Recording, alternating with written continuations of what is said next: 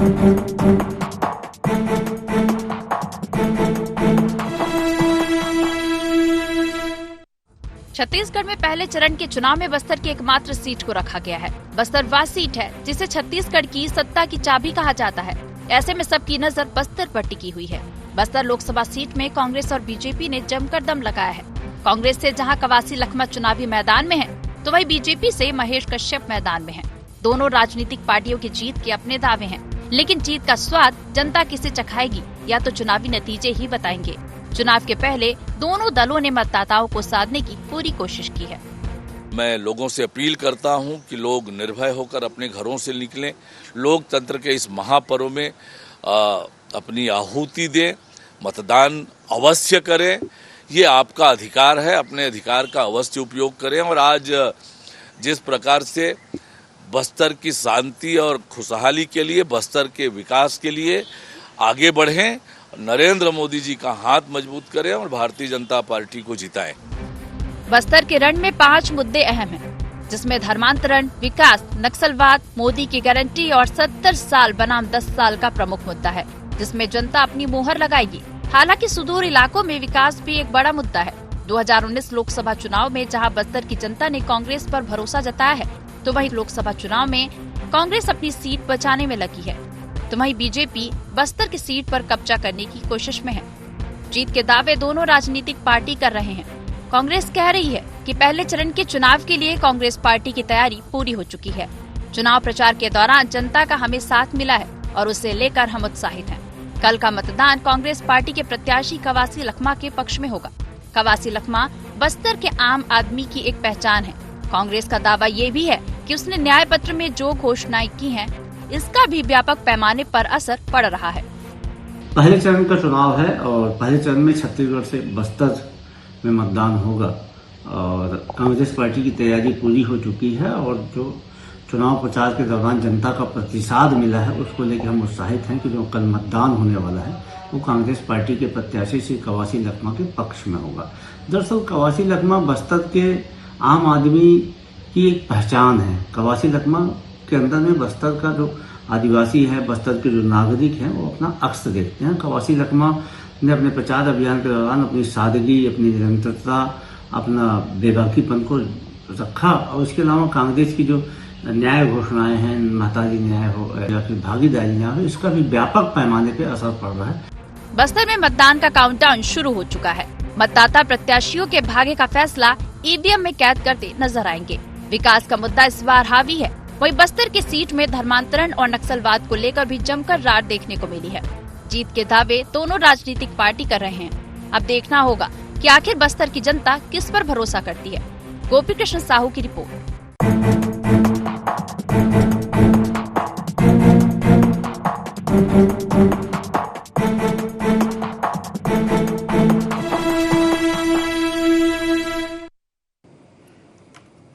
नमस्कार, बहुत स्वागत है आपका। गुहार छत्तीसगढ़ देख रहे हैं आप। मैं हूं आपके साथ प्रशिता शर्मा। छत्तीसगढ़ में पहले चरण का रण पूरी तरीके से सजकर तैयार हो गया है। बस्तर की जनता कल अपने मत का प्रयोग करेगी। पहले चरण में हो रहे मतदान में 11 प्रत्याशी बस्तर लोकसभा सीट से मैदान में हैं। बस्तर में कल मतदाता अपने मत का प्रयोग कर प्रत्याशियों की किस्मत ईवीएम में कैद कर देंगे। हालांकि जीत के अपने अपने दावे हैं।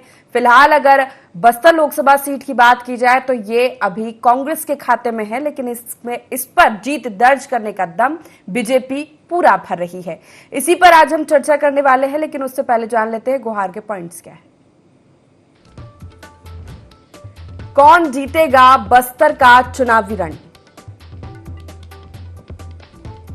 बस्तर में चल पाएगी मोदी की गारंटी? बस्तर में कितना असर करेगा कांग्रेस का न्याय पत्र? कौन से चुनावी मुद्दे करेंगे बस्तर में खास असर?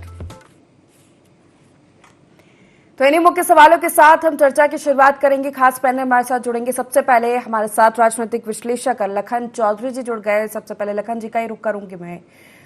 लखन जी, जिस तरह बस्तर का रण है, पहले चरण में सिर्फ एक लोकसभा सीट बस्तर पर मतदान होना है, जिसकी तैयारी राजनीतिक दलों ने करी है और हमने देखा कि कितना जोर इस सीट को जीतने के लिए दोनों ही राजनीतिक दल लगा रहे हैं। यहां का समीकरण फिलहाल की स्थिति में आपसे समझना चाहूंगी।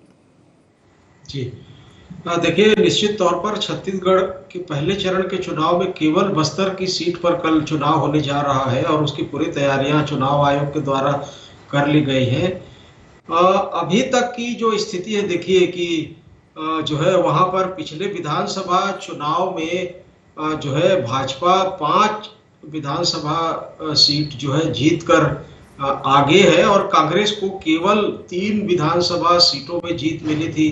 बावजूद इसके कि जो है भूपेश बघेल के लिए एक लोकप्रिय सरकार थी और पिछले विधानसभा चुनाव में 2018 के बस्तर की पूरी सीट जो है कांग्रेस के हाथ में गई थी। लेकिन उसके बावजूद भी जो है भाजपा ने जो है बड़ी कामयाबी हासिल करते हुए 5 सीटों पर उस लोकसभा की विजय हासिल करने में जो है सफलता हासिल की थी। तो निश्चित तौर पर देखिए, इस समय जो पड़ना है वो भाजपा का भारी है। एक तो 5 विधानसभा सीट में जो है भाजपा के विधायक हैं, फिर ऊपर से मोदी की जो लोकप्रियता है, मोदी सरकार की जो लोकप्रियता है, उसको लेकर भी भाजपा के कार्यकर्ता और भाजपा के जो प्रतिनिधि हैं वो काफी उत्साहित है। अभी देखिए, कुछ दिन पहले जो है, 1 ही 2 दिन पहले जो है एक बड़े एनकाउंटर में बस्तर में 29 नक्सलियों का एनकाउंटर किया गया था। तो इसको लेकर भी भाजपा जो है चुनाव में पूरी ताकत के साथ इसको भुनाने में लगी हुई है और ये कहा जा रहा है भाजपा के द्वारा कि ये सर्जिकल स्ट्राइक था नक्सलवाद को लेकर। तो नक्सलवाद बस्तर की एक बड़ी समस्या रही है और ठीक चुनाव के 1-2 दिन पहले जिस तरह से ये कार्रवाई हुई है और जो है बड़ी सफलता हासिल हुई है, सरकार को एक तरह से कहा जाए या पुलिस फोर्स को कहा जाए, तो इसको लेकर भी जो है चुनाव में ये कहा जा रहा है कि भाजपा को बढ़त मिल सकती है। फिर मोदी का चेहरा तो है ही। तो कुल मिलाकर मुझे लगता है कि इस बार चुनाव में जो है मोदी फैक्टर और नक्सलवाद पर एनकाउंटर, सर्जिकल स्ट्राइक, 5 विधानसभा सीट में भाजपा के विधायक, तो इस तरह से यदि देखा जाए तो जो ग्राउंड रिपोर्ट है उसके हिसाब से तो भाजपा भारी दिखती है। लेकिन दूसरी तरफ हम देखते हैं कि देखिए, पिछली बार ये कांग्रेस की सीट थी और कांग्रेस के जो वर्तमान अध्यक्ष हैं दीपक बैज, वो यहाँ के सांसद थे। इस बार उनको टिकट नहीं दिया गया और उनकी जगह एक लोकप्रिय जो है चेहरा है और कवासी लखमा का जो चेहरा है उसको लेकर इस सीट में कांग्रेस की बड़ी उम्मीदें हैं। और कवासी लखमा की अपनी एक लोकप्रियता है, जिस तरह से मोदी की अपनी एक लोकप्रियता है उस तरह से बस्तर में कवासी लखमा की अपना एक जनाधार है, उनकी एक अपनी लोकप्रियता है। तो कवासी लखमा का जो व्यक्तिगत चेहरा है वो भी जो है भाजपा के ऊपर भारी पड़ रहा है। तो ऐसा नहीं है कि कांग्रेस बहुत कमजोर है। तो देखिए, टक्कर तो बहुत जोर का है, कांटे की टक्कर है ये कहा जा रहा है। अब देखना होगा कि कल जो है जनता का रुझान किस तरफ बैठता है और जो है ईवीएम मशीन में या जो है कहे कि जो है वोटिंग जो है किसके पक्ष में जाता है। हमारे साथ कांग्रेस से सतनाम पनाग भी जुड़ गए, बहुत स्वागत है आपका। भाजपा से जसविंदर बग्गा हमारे साथ जुड़ गए, आपका भी बहुत स्वागत है खास चर्चा में। सतनाम जी, आपका रुख करूंगी। बस्तर की अगर बात की जाए तो ये सीट अभी आपके खाते में है, इस बार अपनी जीत को बरकरार रखना क्या लगता है आपको चुनौती है? जी, निश्चित तौर पर मैं पूरे हम तो 11 से 11 लोकसभा सीट में अपने पूरे जीत के लिए दावे कर रहे हैं और निश्चित तौर पर हम ज्यादा से ज्यादा सीट जीत के आएंगे। ऐसा कहीं भी कोई बात नहीं है कि हम जीत के नहीं आएंगे। और जो कांग्रेस की रीति और नीति है उसके कारण हम हर वर्गों में हमने अपना वर्चस्व बनाया है और जीत के आएंगे। हेलो जी सतनाम जी, आ रही है आपकी आवाज। हेलो जसविंदर जी का रुख करूंगी मैं। जसविंदर जी, अब बस्तर का रण है, कांग्रेस के खाते में ये सीट है और इस पर जीत का दावा पूरी तरीके से कर रहे हैं। जी नमस्कार जी, देखिए, कांग्रेस की जीत का दावा कहां से प्रारंभ हुआ आपको पता है शर्मा जी? कांग्रेस ने इस सीट पर अपने सिटिंग एमपी और आज के प्रदेश अध्यक्ष दीपक बैज की टिकट काट दी। कांग्रेस कितनी दहशत में रही होगी टिकट काटते समय कि अपने प्रदेश अध्यक्ष की टिकट को उनको काटने के लिए मजबूर होना पड़ा। और टिकट दी किसको कांग्रेस ने? उस कवासी लखमा को जो स्वयं कहते हैं कि मैं अपने बेटे के लिए दुल्हन मांगने दिल्ली गया था आला कमान के पास, और आला कमान ने मेरी ही शादी कर दी। यानी टिकट तो मैं अपने बेटे के लिए मांग रहा था, लेकिन आला कमान ने मुझे ही टिकट दे दी। अब मैं क्या करूं? तो करूं क्या, मजबूर हूं। आला कमान ने टिकट दिया तो मैं चुनाव तो लड़ूंगा। ऐसे बुझे मन से, ऐसे अधूरे मन से जब कोई प्रत्याशी चुनाव मैदान में उतरता है तो सोचिए उसकी मनस्थिति कैसी होगी, वो किस प्रकार से जीतने की सोच भी रहा होगा। मुझे स्पष्ट रूप से दिखता है कि कांग्रेस ने जिस प्रकार से टिकट का वितरण किया है और जिस प्रकार से उनके प्रत्याशी के मनोभाव दिखते हैं, कांग्रेस वहां तो हारी हुई लड़ाई लड़ रही है पहले दिन से। कांग्रेस ने टिकट डिक्लेयर कब की थी आपको पता है? नामांकन के ठीक कुछ घंटे पहले अपना प्रत्याशी घोषित किया था कांग्रेस ने। तो कांग्रेस और उसका प्रत्याशी दोनों बस्तर में निश्चित रूप से हारी हुई लड़ाई लड़ रहे हैं। लड़ इसलिए रहे हैं कि वो एक राष्ट्रीय पार्टी है, नहीं लड़ने का नकारात्मक प्रभाव पूरे देश में पड़ेगा। सिर्फ इस मजबूरी में कवासी लखमा को टिकट दी गई और वो चुनाव लड़ रहे हैं। एकदम हारी हुई लड़ाई है, कहीं किसी प्रकार की प्रतिस्पर्धा नहीं है। भारतीय जनता पार्टी वहां बहुत अच्छे मार्जिन के साथ चुनाव जीतती दिख रही है। लेकिन कांग्रेस का एक बड़ा चेहरा है कवासी लखमा, लोकप्रिय चेहरा उसको माना जाता है। छत्तीसगढ़ में मंत्री रहे हैं वो सरकार में, उसके बाद 7 बार के विधायक रहे हैं। आपको क्यों नहीं लगता कि निश्चित रूप से कवासी लखमा जी लगातार विधायक रहे हैं, मंत्री रहे हैं और कांग्रेस के लिए बड़ा चेहरा हो सकते हैं।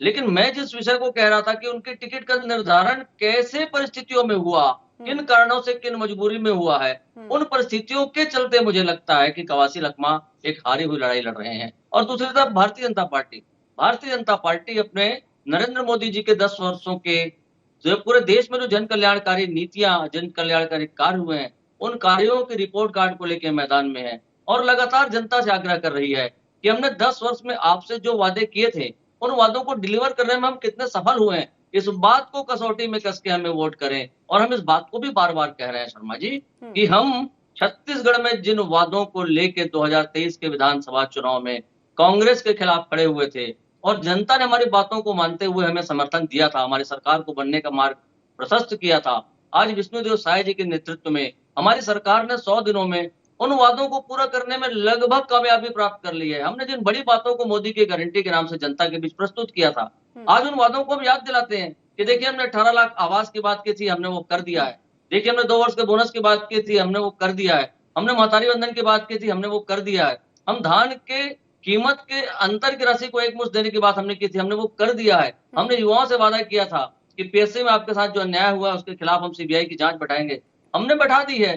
हम अपने सारे वादों को पूरा करते हुए जनता के बीच में हैं और जनता से आग्रह कर रहे हैं कि हमारे रिपोर्ट कार्ड को अपनी कसौटी पे कसे और सकारात्मक रूप से मतदान करके भारतीय जनता पार्टी के पक्ष में मतदान करें। चले ठीक है, सतनाम जी से इसका जवाब ले लेते हैं। जसविंदर जी का कहना है कि आप तो हारी हुई लड़ाई लड़ रहे हैं, क्या कहेंगे आप? हेलो जी सतनाम जी, मेरी आवाज मिल रही है आपको? जी, मैं पूरा लाइन। हेलो, मैं ये चाहता हूं कि इनसे ये पूछ लीजिए कि 2 करोड़ लोगों को रोजगार देने का और 15-15 लाख रुपए हर खाते में देने के जो बात किया था मोदी जी ने, और 2000 मतलब पूरे लोगों को रोजगार देने की बात की थी, उसके बारे में इन लोगों को क्या कहना है, ये मैं पूछना चाहता हूँ। जवाब दे दीजिए जसविंदर जी। लग जाऊं क्या आपने पूर्ण शराबबंदी का वादा किया था साहब, उसका क्या हुआ? आपने अनियमित कर्मचारियों को नियमित करने की बात की साहब, उसका वादा क्या हुआ?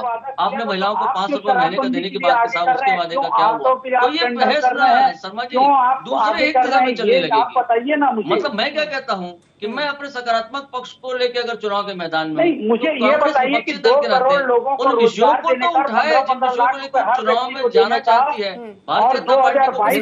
चुनाव हो गए, वही चुनाव हो गए इन दोनों के बाद। सतनाम जी, विधानसभा चुनाव के परिणाम हमारे सामने हैं, जहां कोई एंटी इनकम्बेंसी जैसी स्थिति नहीं थी छत्तीसगढ़ में, लेकिन फिर भी देखिए उलट परिणाम हमारे सामने आए हैं। बस्तर की अगर बात की जाए तो 5 सीटें विधानसभा की बीजेपी के खाते में। ऐसी स्थिति में क्यों नहीं लगता कि चुनौती है ये कांग्रेस के लिए? निश्चित तौर पे मैं आपको बताना चाहूंगा कि ये कहीं की भी बात नहीं है। आपको मैं बताना चाहूंगा कि इनके जो वादे हैं, मोदी जी के जो वादे हैं, जो मोदी जी की गारंटी की बात करते हैं, ये फोके हैं। और अगर महतारी वंदन योजना की बात करेंगे तो उन्होंने बोला था कि पहले दिन से हम देना चालू करेंगे, क्यों नहीं उन्होंने 2 महीने तक नहीं दिया, क्यों आखिर 3 महीने के बाद दिया? और अभी लोगों के खाते में कहाँ पैसे आए हैं अभी, ये चीज का बताए ना इन लोग। चलिए ठीक है, लखन जी का मैं रुख करूंगी। लखन जी, अगर बस्तर जी क्षेत्र की बात की जाए तो महत्वपूर्ण 5 मुद्दे जो है उस सीट पर, धर्मांतरण हो, विकास, नक्सलवाद, मोदी की गारंटी, 70 साल बनाम 10 साल का, ये प्रमुख 5 मुद्दे वहां पर फिलहाल काम कर रहे हैं। क्या लगता है आपको? जी देखिए, 2-3 मुद्दे इसमें प्रमुख हैं। देखो, धर्मांतरण का मुद्दा बस्तर की जब हम चर्चा करते हैं तो ये हमेशा रहा है, और धर्मांतरण को लेकर जो भाजपा के उम्मीदवार हैं वो काफी प्रखर थे, और शायद धर्मांतरण के मुद्दे में उनकी सक्रियता देखकर उनको टिकट दिया गया है, ऐसा कहा जाता है। तो धर्मांतरण का तो मुद्दा निश्चित तौर पर बस्तर में रहता है, और इस बार भी है। विकास का मुद्दा भी जो है बिस्तर में रहा है, लेकिन मुझे लगता है कि 70 साल बनाम 10 साल ऐसा कोई मुद्दा नहीं है। छत्तीसगढ़ का जो बस्तर है वो 15 साल भाजपा के शासनकाल में भी काफी बस्तर का विकास हुआ है, और भूपेश बघेल के 5 साल के कार्यकाल में भी बस्तर के वनोपज को लेकर जो है अच्छी नीतियां बनाई गई थी, और उसका लाभ लोगों को मिला है। तो विकास का जो मुद्दा है वो एक अलग तरह के विकास का मुद्दा है। रोजगार एक बड़ा मुद्दा निश्चित तौर पर इस समय बस्तर में है, क्योंकि बस्तर में बड़ी संख्या में जो युवा हैं वो पढ़कर जो है निकल रहे हैं, और उनके सामने रोजगार का जो है एक विकट संकट है, एक सवाल है। तो रोजगार का एक बड़ा मुद्दा वहां पर है, धर्मांतरण का एक बड़ा मुद्दा है, नक्सलवाद का मुद्दा भी जो है, और उसी को लेकर जो है भाजपा ने, जैसा कि मैंने पहले थोड़ी देर कहा था, कि एनकाउंटर करके उस मुद्दे को भी भुनाने की कोशिश की है। तो ये देखना बड़ा दिलचस्प होगा इस बार की जो है, जो युवा पीढ़ी है खास करके, वो रोजगार का जो मुद्दा है वो एक राष्ट्रीय मुद्दा भी है, और बस्तर के लिए भी बड़ा अहम मुद्दा है। तो उस मुद्दे को लेकर किस तरह से वोटिंग करता है।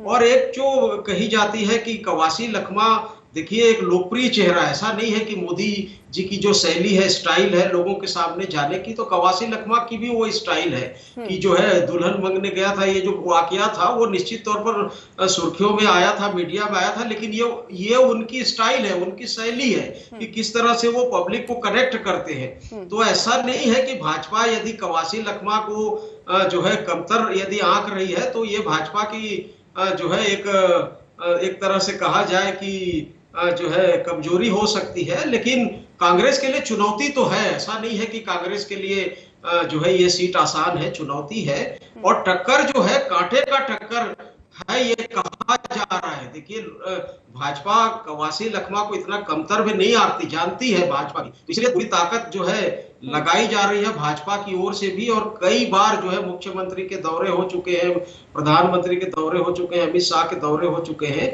लेकिन ये जरूर है कि चूंकि मोदी का नाम इस समय चल रहा है, तो मोदी के नाम से जो है वोट मिलेगा। लेकिन प्रत्याशियों की जब हम बात करते हैं तो प्रत्याशियों में कवासी लखमा भारी है, लेकिन चूंकि मोदी का नाम चल रहा है तो इसलिए ये सीट जो है भाजपा के लिए थोड़ी सी आसान है और कांग्रेस के लिए चुनौतीपूर्ण है। ठीक है जसविंदर जी, मोदी की गारंटी काम करेगी इस सीट पर? देखिए, ये बात तो सम्मानित पत्रकार महोदय ने भी कहा है कि मोदी जी का नाम चल रहा है। और मोदी जी का नाम क्यों चल रहा है कि मोदी जी के काम बोल रहे हैं। और मोदी जी का काम इसलिए बोल रहा है कि मोदी जी ने 2014 से लेकर अब तक जिन बातों को करने की बात जनता के सामने रखी थी, उन कार्यों को करके दिखाया है।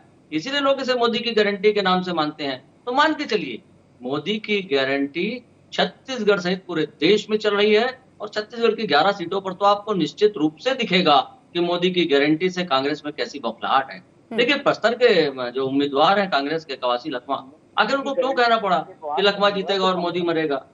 ऐसी अशोभनीय शब्दावली तभी निकलती है जब आपको हार साफ साफ दिख रही होती है, आप बौखला जाते हैं। 2-3 विषय में और रखना चाहता हूँ। बस्तर के विकास का विषय भी उठ रहा था, सम्मान्य पत्रकार महोदय ने भी विषय रखा है। तो बस्तर का विकास सारी पार्टियां, सारी सरकारें कम ज्यादा तो करती है, इस बात को आप भी स्वीकारती, मैं भी स्वीकारता हूँ। लेकिन 100 दिनों में बस्तर में हम विकास के कैंप को लेके पहुंचे हैं। अब तक पुलिस के कैंप पहुंचते थे, हमने उन कैंप को विकास कैंप के रूप में निरूपित किया है। और वस्तुतः सरकार की क्या मंशा है कि हम कैसे बस्तर के लोगों की मूलभूत सुविधाओं में बढ़ोतरी कर सकें। और इस विकास कैंप के माध्यम से हम बच्चों के लिए अच्छी शिक्षा, लोगों के लिए अच्छा स्वास्थ्य, मूलभूत विकास सुविधाओं को बढ़ाने की दिशा में पहुंचे। और कहाँ पहुंचे? बस्तर के सबसे हार्ड कोर नक्सली हिड़मा के गांव तक, पोहरती तक पहुंच गए हम। और इतनी सफलता इस सरकार की कि उस मेडिकल कैंप में हिड़मा की मां स्वयं इलाज करवाने आती है। और कैसा विकास चाहते हैं कांग्रेस के मित्र मेरे, मैं आज तक समझ नहीं पाया। आखिर हम इन्हीं बातों को तो लेके जाएंगे, और हमारी नीति एकदम स्पष्ट है। अगर आप बात करने के तैयार है तो हम प्रेम से बात करेंगे, आपको सम्मान देके बात करेंगे, लेकिन अगर आप बस्तर के विकास में अवरोध उत्पन्न करेंगे तो हमें शक्ति से निपटना भी आता है।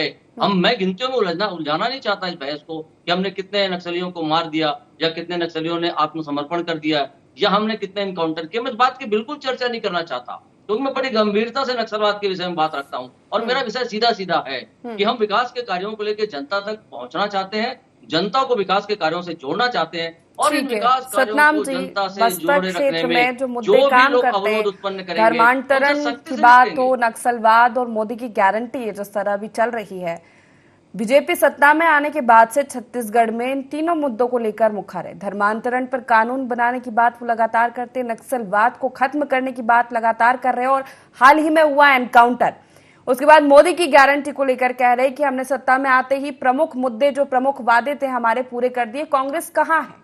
कांग्रेस का जनमत कहाँ है? कहाँ देख पा रहे हैं? मैं चाहता हूं कि 25 मई 2013 को झीरम घाटी में 31 हमारे शहीद हुए। मदनवाड़ा 12 जुलाई 2009 को एसपी के बीच के चौबे जी शहीद हुए। 6 अप्रैल 2010 को ताड़ मटेजा में 76 सीआरपी शहीद हुए। 24 अप्रैल 2017 को सुकमा में दुर्गापाल में 25 सीआरपी जवान शहीद हुए। ये क्या बात करेंगे? अगर मैं लिस्ट को अगर लगातार बात करना चाहूंगा तो 19 जून 2010 को नारायणपुर में घोड़ाई में 27 पुलिस जवान शहीद हुए। 17 मई को 2010 में दंतलावाड़ा में यात्री बस में 36 लोगों को मार दिया गया, विशेष पुलिस अधिकारी भी थे उसमें। तो मैं अगर लिस्ट को करूंगा ना तो लंबी लिस्ट जारी हो जाएगी। 9 जुलाई 2007 को रानी बीजापुर में 55 जवान शहीद हुए। तो कहीं ना कहीं ये जो अपनी बातों को छुपाने की बात कर रहे हैं ना, अगर मैं लिस्ट जाएंगे सतनाम जी, कहीं ना कहीं ये बात है कि नक्सलवाद को शांत करने का काम जो कांग्रेस सरकार ने किया था, जो सक्षमता से वहां पे काम किया था, जो लोगों को सशक्त करने का काम किया था, वो ये नहीं कर पाएंगे। आप देखिए ना, इनके आते ही लगातार वारदातें होने चालू हो गई। 2008 में लगभग आप देखिए कितनी बड़ी सफलता सुरक्षा बलों को मिली है, बड़ी सफलता सुरक्षा बलों को मिली है। माना जा रहा है 29 नक्सली एनकाउंटर में मारे गए हैं, और आपने उस पर भी सवाल उठाए हैं। आपको नहीं लगता इसका नुकसान हो सकता है कांग्रेस को? नहीं, देखिए, मैं ये नहीं बोलता कि कांग्रेस को नुकसान हुआ नहीं। हम लगातार कांग्रेस पार्टी एक वहां पर नक्सली मूवमेंट को शांत करने के लिए लगातार काम करती गई और लगातार काम करती गई। ये जो बात करते हैं, ये पोखी बात करते हैं कि नक्सल मूवमेंट को शांत करने की बात करते हैं। हमने वहां पे अधर में काम किया, वहां पे लोगों के साथ काम किया, वहां के किसानों के लिए काम किया, वहां पे आम जनता के लिए काम किया। ये सब काम हमने किया और इसी के कारण हमको फायदा मिलेगा। और निश्चित तौर पर हम बस्तर में इसका फायदा विधानसभा चुनाव में क्यों नहीं मिला? क्यों वहां पर आप पीछे रह गए?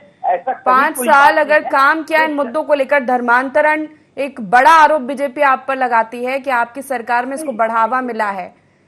अगर काम किया है तो उसका परिणाम विधानसभा के चुनाव में क्यों नहीं दिखा? बस्तर एक ऐसा क्षेत्र है जो कहा जाता है कि छत्तीसगढ़ की सत्ता की चाबी बस्तर से होकर निकलती है। जी, मैं ये आपको बताना चाहूंगा कि देखिए, मैं बात नहीं करूंगा किसी ईवीएम की और कहीं वोटिंग मशीन की। मैं इस चीज के बारे में बात करना नहीं चाहता। जो सच्चाई है लोगों को पता है, और ये भी मैं भी जानता हूँ, ये शायद आप भी जानते होंगे और ये भाजपा के हमारे प्रवक्ता भी जानते होंगे। पर कहीं ना कहीं हमने जो बस्तर का काम करने के लिए, उद्धार करने का काम किया, वो कांग्रेस पार्टी ने किया। ये जो लगातार नक्सलवाद की जितनी घटनाएं हुई हैं, जिसमें लगातार लोगों शहीद हुए हैं, उसका इन्होंने कोई भी आज तक कोई भी कार्य नहीं किया। और हम आपको बताना चाहते हैं कि निश्चित तौर पर बस्तर की जनता हमारे साथ है। हम ईवीएम की बात नहीं करेंगे, हम वोटिंग मशीन की बात नहीं करेंगे, जिसको हम बोलते आए हैं लगातार।